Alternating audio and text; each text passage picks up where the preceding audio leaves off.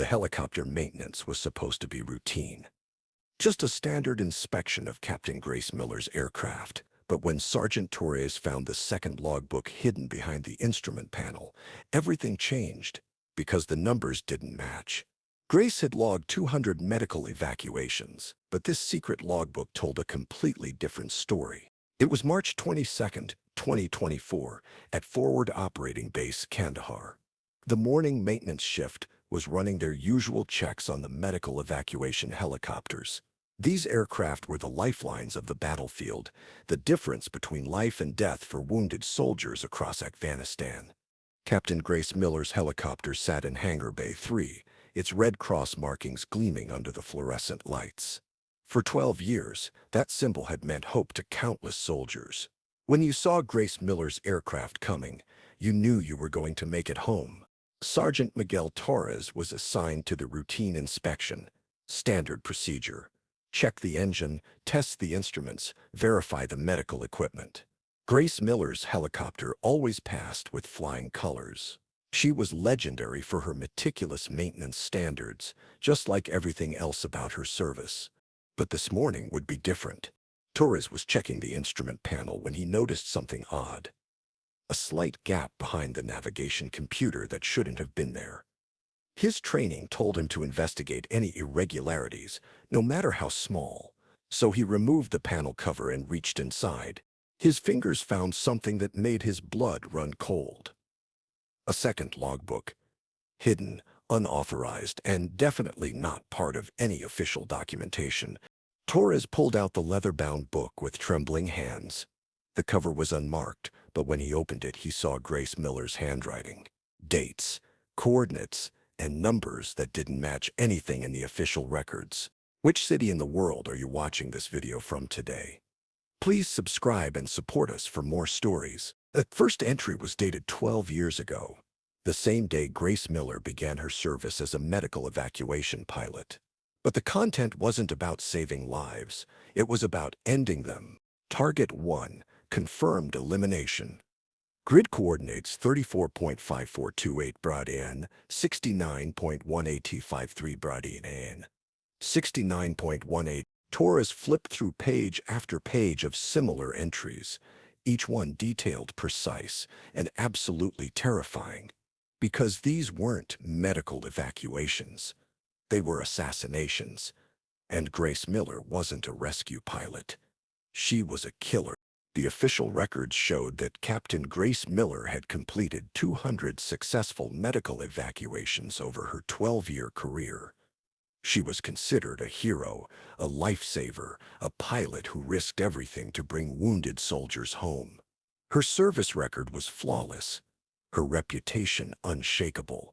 But the hidden logbook told a different story.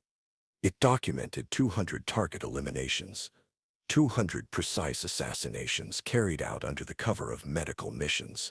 Grace Miller hadn't been saving lives for 12 years. She had been taking them. The revelation sent shockwaves through the command structure.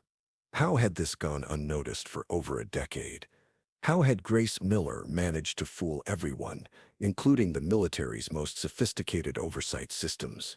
The answer was as brilliant as it was terrifying. Grace Miller had used the perfect cover, the one identity that no one would ever question or investigate too closely. A medical evacuation pilot was beyond suspicion, above reproach, and had unlimited access to any location on the battlefield. Grace Miller's path to becoming the military's most successful covert assassin began long before she ever set foot in a helicopter. Born in rural Montana, she had grown up hunting with her father, developing an uncanny ability to track and eliminate targets from impossible distances. When she enlisted in the Army at 18, her superior marksmanship scores caught the attention of special operations recruiters, but Grace had a different plan. She wanted to fly. So she applied for flight school, passed every test, and emerged as one of the most skilled helicopter pilots in military history. What nobody knew was that Grace Miller had been recruited for something much more dangerous than medical evacuations. A classified program that didn't officially exist, run by operatives who specialized in eliminating high-value targets that conventional forces couldn't touch. The program was called Operation Angel of Mercy. The irony was intentional. Grace Miller would pose as a medical evacuation pilot, using her helicopter to access heavily fortified enemy positions under the guise of humanitarian missions. But instead of picking up wounded soldiers, she would eliminate specific targets and disappear before anyone realized what had happened. The beauty of the plan was its simplicity. Medical evacuation helicopters had unrestricted access to combat zones. They could land anywhere, approach any target, and no one would question their presence. After all, who would suspect a pilot flying a helicopter marked with a red cross? Grace Miller's first mission set the template for the next 12 years. Intelligence had identified a Taliban commander who was coordinating attacks against coalition forces. He was hiding in a village that was too heavily defended for a conventional assault, but perfect for a medical emergency.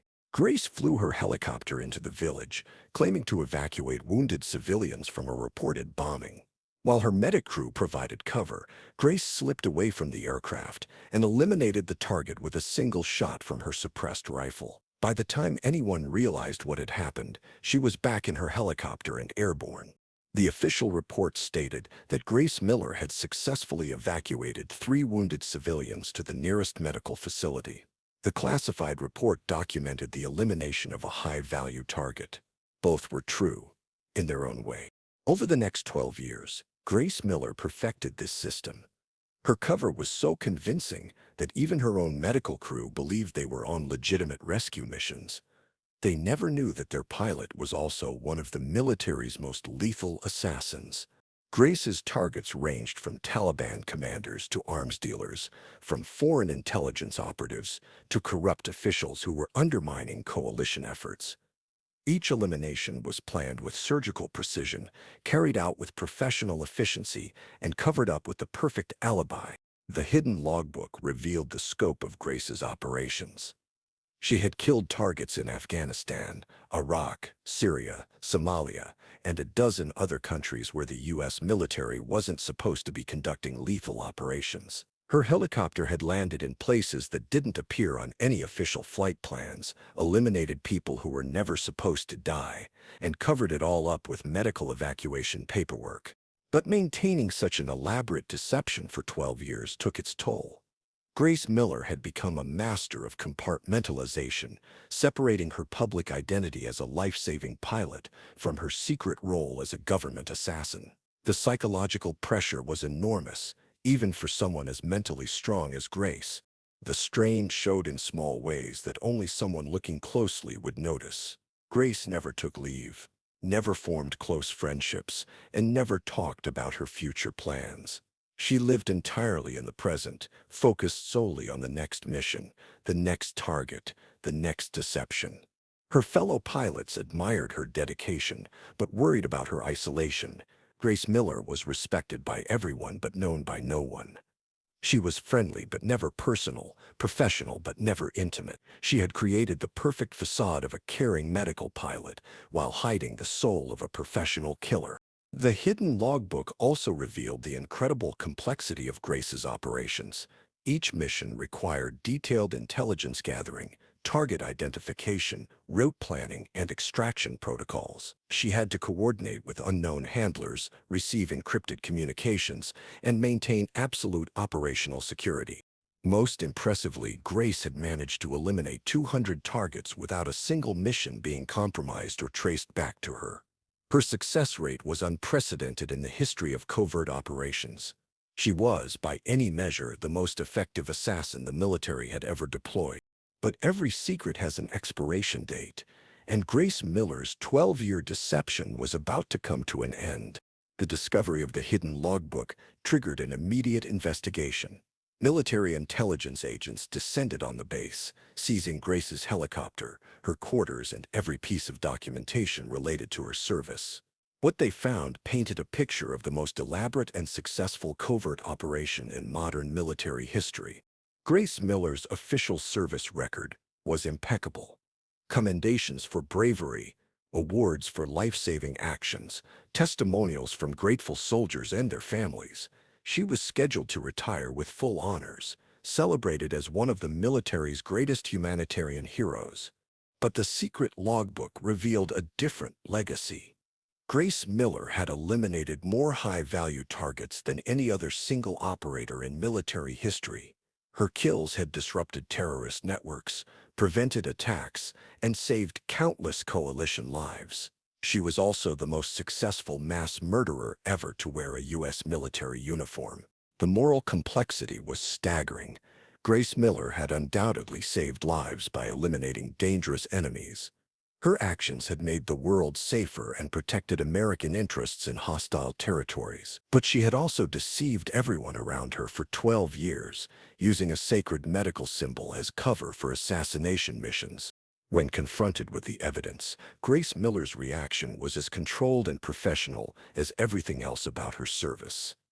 She didn't deny the accusations, didn't express regret, and didn't attempt to justify her actions. She simply confirmed that the logbook was accurate and waited for the consequences. The investigation revealed that Operation Angel of Mercy had been authorized at the highest levels of government, but had been so classified that even most senior military officials didn't know it existed. Grace Miller had been following orders, but orders so secret that they couldn't be officially acknowledged. This created an impossible situation for military prosecutors. How do you court-martial a soldier for following classified orders that you can't admit exist? How do you punish someone for missions that officially never happened? How do you explain to the public that their most celebrated medical pilot was actually their most successful assassin? The answer was predictably bureaucratic. Grace Miller's service record was quietly modified, her planned retirement ceremony was canceled, and she disappeared into the classified world from which she had emerged 12 years earlier. Officially, Captain Grace Miller completed her service with distinction and retired to pursue private interests. Unofficially, the woman who had fooled the entire military establishment for 12 years simply vanished. Some say she was reassigned to an even more classified program. Others believe she was quietly eliminated to protect government secrets. The truth, like everything else about Grace Miller's real story, remains hidden behind layers of classification and denial. The medical evacuation helicopter that had served as Grace's cover for 200 assassinations was retired from service and quietly destroyed. The hangar where Sergeant Torres made his discovery was converted to other uses. Even the maintenance records were altered to remove any trace of the investigation. But the questions raised by Grace Miller's double life couldn't be so easily erased. How many other medical pilots were actually covert assassins? How many humanitarian missions were covers for lethal operations? How many soldiers celebrated as heroes were actually something much more complicated? The military's response was predictable silence. Operation Angel of Mercy was classified beyond any level of public disclosure. Grace Miller's true service record was buried in archives that would never be opened. The 2,000 people she killed would remain forever unnamed, their deaths attributed to other causes or simply forgotten. For Sergeant Torres, the discovery of Grace Miller's secret changed everything. He could never again look at a medical evacuation helicopter without wondering what secrets it might be hiding. He could never again trust the official version of any military operation. The revelation had shattered his faith in the institution he had sworn to serve. Torres was reassigned to a different base, sworn to secrecy, and given a psychological evaluation to ensure his stability. The official report stated that he had discovered a minor record-keeping discrepancy that had been corrected through proper channels. His security clearance was quietly revoked, ensuring he would never be in a position to make similar discoveries. But the truth has a way of demanding acknowledgement, even when buried under layers of classification and bureaucracy. Grace Miller's story would eventually surface through leaked documents, whistleblower testimonies, and investigative journalism. The full scope of Operation Angel of Mercy would shock the world and force a reckoning with the true cost of modern warfare.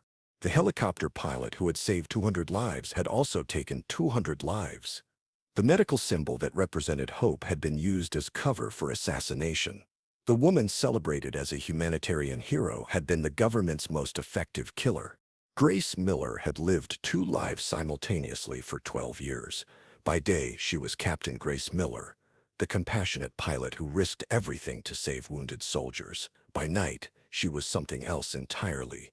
A ghost, a weapon, a perfectly trained killer who eliminated America's enemies with surgical precision. The question that haunted everyone who learned the truth was simple but profound. Which Grace Miller was real? Was she a hero who sometimes killed, or a killer who sometimes saved lives? Was Operation Angel of Mercy a necessary evil or an unconscionable deception? The answers depended on perspective. Grace Miller's targets were undoubtedly dangerous people who posed real threats to coalition forces and innocent civilians. Her eliminations had prevented terrorist attacks, disrupted enemy operations, and saved countless lives. From a strategic standpoint, Operation Angel of Mercy was one of the most successful covert programs in military history, but the moral cost was enormous. Grace Miller had spent 12 years living a lie, deceiving everyone around her and using a symbol of healing as cover for death. She had betrayed the trust of her fellow soldiers, violated the Geneva Conventions, and turned medical neutrality into a weapon of war. The helicopter that should have been a sanctuary had become a predator. The pilot who should have represented hope had become an angel of death. And the medical missions that should have saved lives had been used as cover for some of the most precisely executed assassinations in modern warfare. Grace Miller's story was the perfect embodiment of the moral complexity of modern conflict. In a world where enemies hide among civilians, where conventional warfare is impossible, and where the stakes are measured in thousands of lives, the line between heroism and murder becomes dangerously thin. For 12 years, Grace Miller walked that line with perfect balance. She saved lives and took lives, often on the same mission. She was simultaneously the best and worst of what the military could produce, a compassionate healer and a ruthless killer, a trusted ally and a perfect deceiver. The hidden logbook that Sergeant Torres discovered that March morning contained more than just a record of 200 assassinations. It contained the story of what happens when good people are asked to do terrible things in service of a greater good. It documented the price of victory in a war where moral clarity is a luxury that soldiers can't afford. Captain Grace Miller had 200 perfect landings because each one represented a perfect kill. Her medical evacuation missions were covers for the most successful assassination program in military history, and her 12-year deception had fooled everyone, including herself. The woman who had dedicated her life to saving others had become the perfect weapon for taking lives. The pilot who represented hope had become an agent of death, and the secret she carried had been hidden in plain sight, protected by the very symbol meant to preserve life. Grace Miller's helicopter had landed 200 times in hostile territory. Each time, soldiers saw the Red Cross and felt relief, knowing that help had arrived. They never suspected that death had come with healing, that their salvation carried a hidden price, or that their guardian angel was also their government's perfect killer. The maintenance check that revealed Grace Miller's secret had been routine, but the truth it uncovered would change everything anyone thought they knew about modern warfare, medical neutrality, and the price of keeping America safe in an increasingly dangerous world. 2,000 perfect landings, 200 successful eliminations, 12 years of perfect deception, and one maintenance inspection that finally brought the truth to light. Grace Miller's story was over, but the questions it raised would haunt the military for generations to come.